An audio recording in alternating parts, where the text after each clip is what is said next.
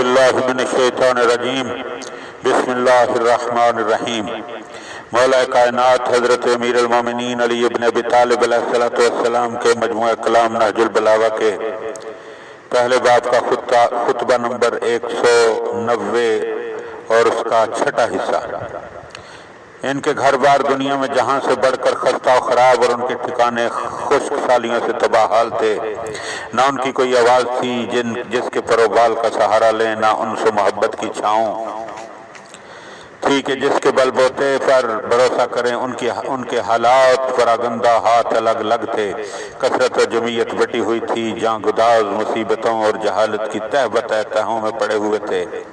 یوں کہ لڑکیاں زندہ درگور تھیں، گھر گھر مورتیوں کی پوجا ہوتی تھی، رشتے ناتے توڑے جا چکے تھے اور لوٹ کھسوٹ کی گرم بازاری تھی۔ دیکھو کہ اللہ نے ان پر کتنے احسانات کیے۔ ان میں اپنا رسول بھیجا کہ جس نے اپنی اطاعت کا انہیں پابند بنایا اور انہیں ایک مرکز وحدت پر جمع کر دیا، اور کیونکہ خوشحالی نے اپنے پر و بال ان پر پھیلا دیے اور ان کے لیے بخشش و فیضان کی نہریں بہا دیں، اور شریعت نے انہیں اپنی برکت کے بے بہا فائدوں میں لپیٹ لیا، چنانچہ وہ اس کی نعمتوں میں شرابور اور اس کی زندگی کی تر و تازگیوں میں خوشحال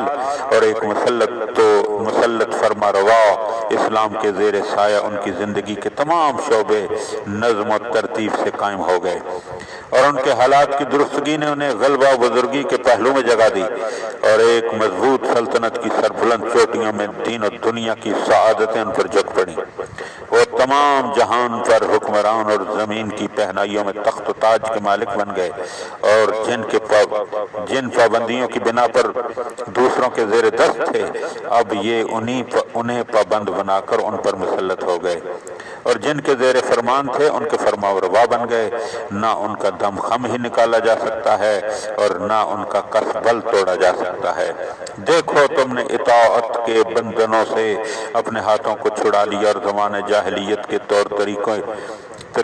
طریقوں سے اپنے گرد کھنچے ہوئے حصار میں رکھ نہ ڈال دیا۔ خداوند عالم نے اس قوم کے لوگوں پر اس نعمت بے بہا کے ذریعے سے لطف و احسان فرمایا ہے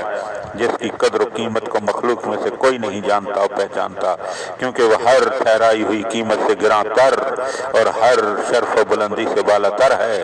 اور یہ کہ ان کے درمیان ان سے یکجاتی کا رابطہ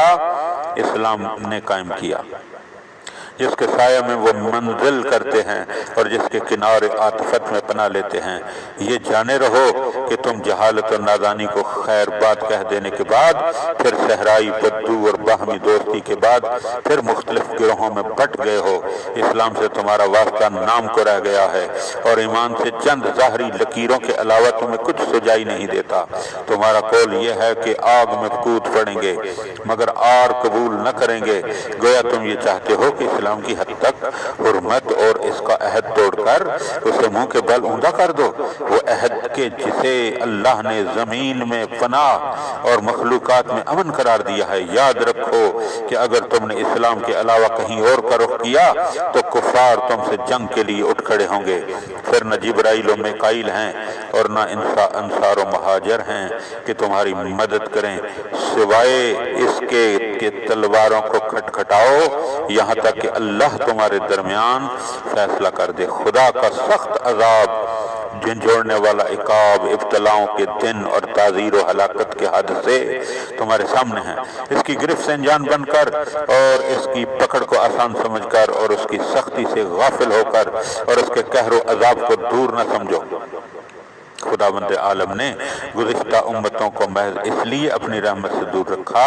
کہ وہ اچھائی کا حکم دینے اور برائی سے روکنے سے منہ موڑ چکے تھے، چنانچہ اللہ نے بے وقوفوں پر ارتکاب گناہ کی وجہ سے اور دانش مندوں پر خطاؤں سے باز نہ آنے کے سبب سے لعنت کی ہے۔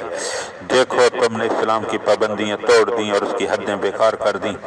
اور اس کے احکام سرے سے ختم کر دیے۔ معلوم ہونا چاہیے کہ اللہ نے مجھے باغیوں، عہد شکنوں اور زمین میں فساد پھیلانے والوں سے جہاد کا حکم دیا ہے، چنانچہ میں نے عہد شکنوں اصحاب جمل سے اور جنگ کی نافرمانوں اہل صفین سے جہاد کیا اور بے دینوں خوارج و نہروان کو بھی پوری طرح ذلیل کر کے چھوڑا، مگر گھڑے میں گر کر مرنے والا شیطان میرے لیے اس کی مہم سر ہو گئی، ایک ایسی چنگاڑ کے ساتھ کہ جس میں اس کے دل کی دھڑکن اور سینے کی تھر تھری کی آواز میرے کانوں میں پہنچ رہی تھی۔ اب باغیوں میں سے کچھ رہے سے باقی رہ گئے ہیں، اگر اللہ نے پھر مجھے ان پر دھاوا بولنے کی اجازت دی تو میں انہیں تہس نہس کر کے دولت و سلطنت کا رخ دوسری طرف موڑ دوں گا۔ پھر وہی لوگ بچ سکیں گے جو مختلف شہروں کی دور دراز حدوں میں تتر بتر ہو چکے ہوں گے۔